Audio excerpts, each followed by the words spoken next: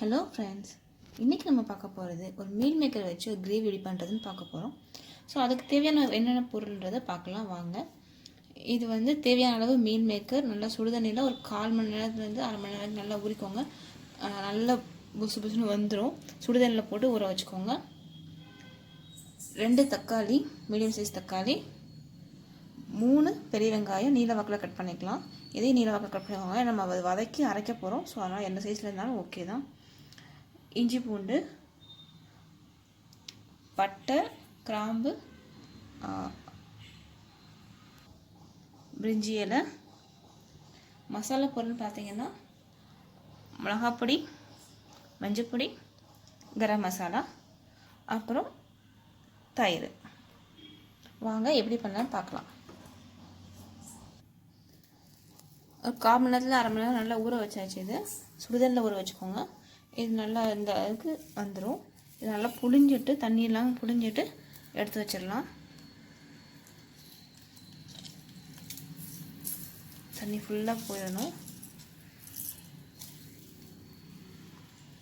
இந்தமாதிரி எல்லாத்தையும் எடுத்துடலாம். எல்லாத்தையும் நல்லா புழிஞ்சாச்சு. இந்த புழிஞ்சு வச்ச மீல் மேக்கர் எல்லாத்தையும் தூக்கி இந்த தயிரில் வந்து மிக்ஸ் பண்ணிக்கோங்க. தயிரில் ஒரு 1/4 மணி நேரம் வரைக்கும் நல்லா ஊறட்டும். ஃபுல்லாத்தையும் மிக்ஸ் பண்ணிக்கோங்க. தயிர் இல்லைன்னா ஒன்றும் பிரச்சனை இல்லை, பட் தயிர் இருந்ததுன்னா கொஞ்சம் நேரம் டேஸ்ட்டாக இருக்கும்.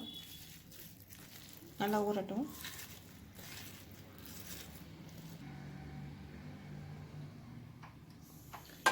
ஸ்டவ் ஆன் பண்ணிக்கலாம்.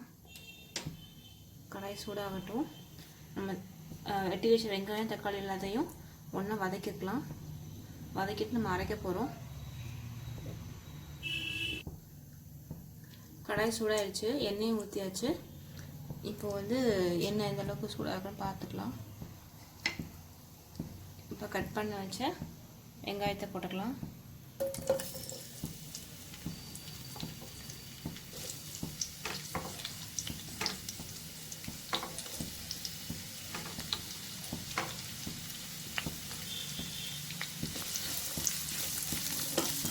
வெங்காயம் நல்லா வதங்கட்டும். அதுக்கப்புறம் மற்றது ஆட் பண்ணிக்கலாம். வெங்காயம் ஓரளவுக்கு நல்லா வதங்கிடுச்சு. இப்போ இந்த ஸ்டேஜில் இஞ்சியும் பூண்டு ஆட் பண்ணிக்கலாம். உங்கள்கிட்ட இஞ்சி பூண்டு பேஸ்ட் இருந்தால் ஆட் பண்ணிக்கோங்க. இஞ்சி பூண்டு பேஸ்ட் வந்து கொஞ்சம் ப்ரிசர்வ்டிலாம் ஆட் பண்ணியிருப்பாங்க, அதனால் அதை யூஸ் பண்ணுறது இல்லை. இதை வந்து நம்ம போட்டு அரைக்க தான் போகிறோம். ஸோ அதனால் இஞ்சி பூண்டு போட்டுக்கலாம். இதெல்லாம் கொஞ்சம் லைட்டாக வதங்கட்டும். அதுக்கப்புறம் தக்காளி ஆட் பண்ணிக்கலாம். இது நல்லா கொஞ்சம் அளவுக்கு வதங்கிடுச்சு. இந்த ஸ்டேஜில் நம்ம தக்காளி ஆட் பண்ணிக்கலாம். கட் பண்ணி வச்சு 2 தக்காளி நம்ம அரைக்கலாம் போகிறோம்னால மீடியமாக கட் பண்ணி வைக்கேன்.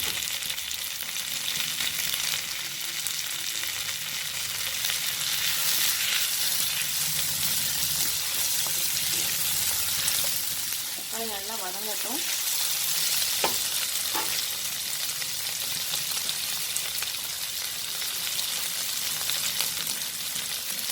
இந்த ஸ்டேஜில் வந்து நம்ம இந்த கிரேவி தேவையான அளவு உப்பு ஆட் பண்ணிக்கலாம். இப்போ ஆட் பண்ணிட்டோம் அப்படின்னா தக்காளி ஈஸியாக வதங்கிடும், சீக்கிரமாக வதங்கிடும்.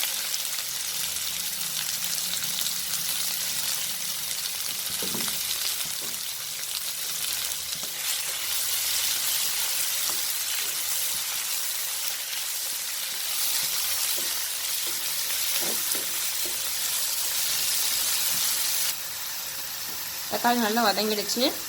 இந்த ஸ்டேஜில் அடுப்பு ஆஃப் பண்ணிவிட்டு ஒரு 5 நிமிஷம் நல்லா ஆற விட்டுக்கலாம். ஆற விட்டுட்டு இதை மிக்சியில் நல்லா அரைச்சிக்கலாம்.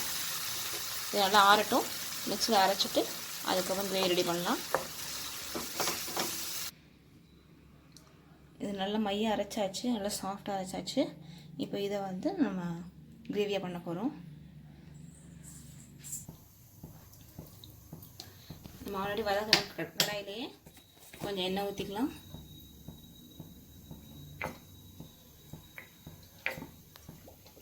எண்ணெய் சூடாகட்டும்.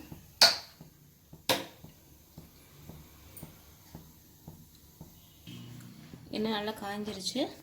இப்போ இந்த பட்டை கிராம்பை போட்டுக்கலாம். லைட்டாக கொஞ்சம் வதக்கி எடுக்கலாம். கிராம்பு எப்பவுமே தெரிக்கும், கொஞ்சம் பார்த்துருக்கும். அதுக்கடுத்து ஒரு 1/4 ஸ்பூன் அளவுக்கு மஞ்சத்தூள், நான் ஒரு 1/2 ஸ்பூன் அளவுக்கு போடுறேன் மிளகாத்தூள். உங்களுக்கு காரம் அதிகமாக வேணும்னா எக்ஸ்ட்ரா கொஞ்சம் காரம் சேர்த்துக்கோங்க. இதை வந்து காஷ்மீரி சில்லி பவுடர் ஆட் பண்ணிங்கன்னா நல்ல கலராக கொடுக்கும். நான் வந்து நார்மல் சில்லி பவுடர் தான் ஆட் பண்ணியிருக்கேன். இப்போ இந்த ஸ்டேஜில் வந்து இதை நல்லா கருக விட்டுறக்கூடாது. லைட்டாக மசாலாவில் போகிற அளவுக்கு மட்டும் வச்சுட்டு அந்த கிரேவி ஆட் பண்ணிக்கலாம். மறைச்சி வச்சு அந்த பேஸ்ட் ஆட் பண்ணிக்கலாம்.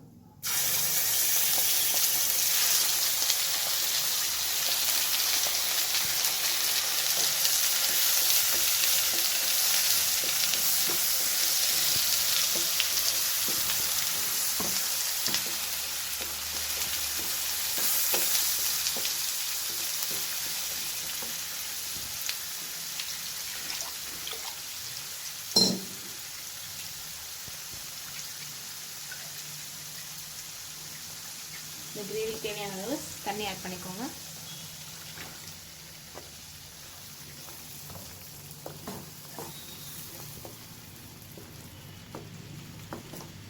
இப்போ நீங்கள் காஷ்மீர் சில்லி ஆட் பண்ணிங்கன்னா இது நல்லா ரெட் கலராக வந்திருக்கும். இப்போ இது நல்லா எல்லோவாக தான் இருக்குது.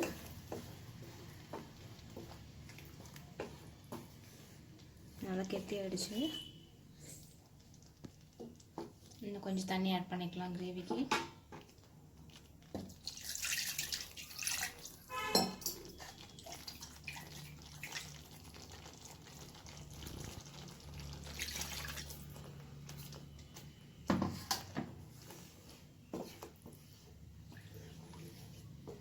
இந்த ஸ்டேஜில் உப்பு செக் பண்ணிக்கோங்க. நம்ம ஆல்ரெடி உப்பு போட்டு தான் வதக்கியிருக்கோம். இந்த இதில் உப்பு நல்லா செக் பண்ணிக்கோங்க. இது நல்லா கொஞ்சம் கொதிக்கட்டும்.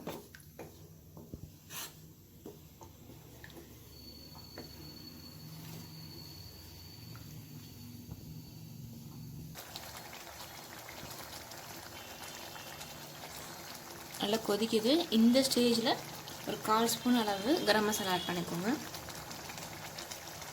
ஸோ இந்த ஸ்டேஜில் ஆட் பண்ணிங்கன்னா அந்த கரம் மசாலாவோட ஸ்மெல்லும் சரி டேஸ்ட்டும் சரி உங்களுக்கு வித்தியாசமாக இருக்கும். நீங்கள் முன்னாடி ஆட் பண்ணிட்டீங்கன்னா அந்த டேஸ்ட் அந்தளவுக்கு கிடைக்காது. ஸோ இந்த ஸ்டேஜில் ஆட் பண்ணிக்கோங்க. ஆட் பண்ணிட்டு நல்லா மிக்ஸ் பண்ணிக்கலாம். இப்போ நல்லா கொதிக்குது. இப்போ வந்து நம்ம மீல் மேக்கரில் தயிரில் ஊற வச்சா அந்த மீல் மேக்கரை எடுத்து அதில் மிக்ஸ் பண்ணிடலாம்.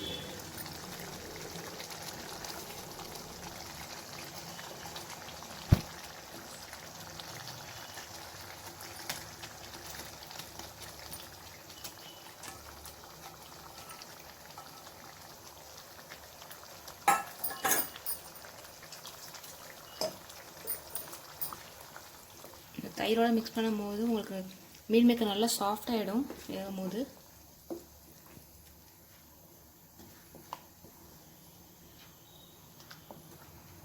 இது நல்லா கொதிக்கட்டும். இது கொதிக்க ஒரு 5 நிமிஷம் 5லேருந்து ஒரு 10 நிமிஷம் ஆகும்.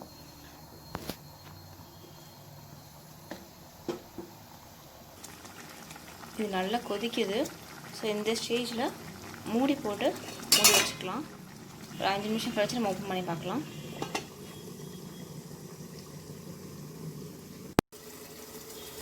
ஒரு 5 நிமிஷம் ஆயிடுச்சு. நம்ம ஓப்பன் பண்ணி பார்க்கலாம்.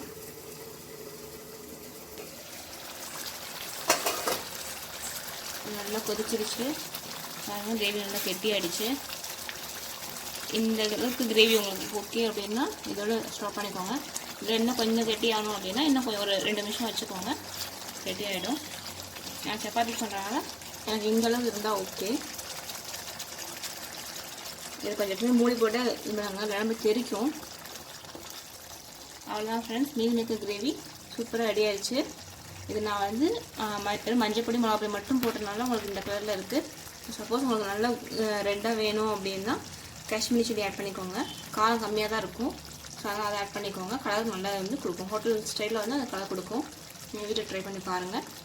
நீங்களும் உங்கள் வீட்டில் ட்ரை பண்ணி பாருங்கள். உங்கள் ஃப்ரெண்ட்ஸுக்கும் ஷேர் பண்ணுங்கள். வீடியோ பிடிச்சிருந்துச்சுன்னா லைக் பண்ணுங்கள். சேனலை சப்ஸ்கிரைப் பண்ணுங்கள். தேங்க்யூ.